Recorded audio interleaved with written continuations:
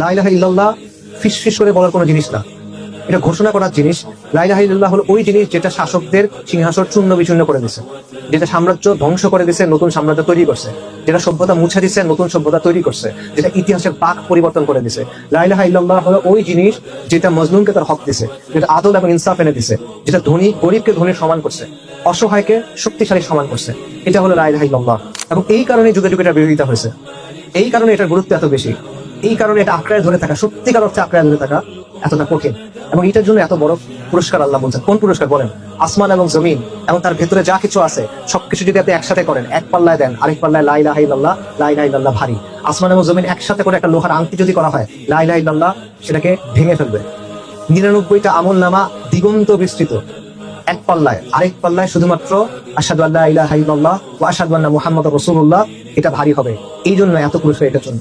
আর কারো কর্তৃত্ব নাই, আর কারো রাজত্ব নাই, আর কারো সার্বভৌমত্ব নাই, আর কারো মুলকিয়াত নাই, আর কারো কথা চলে না, আর কারো কথা মানার কিছু নাই। একমাত্র কর্তৃপক্ষ, একমাত্র সার্বভৌম সত্তা, একমাত্র মালিক, একমাত্র ইলাহ আল্লাহ। লা ইলাহা ইল্লাল্লাহ। এটা আপনার নাজাতের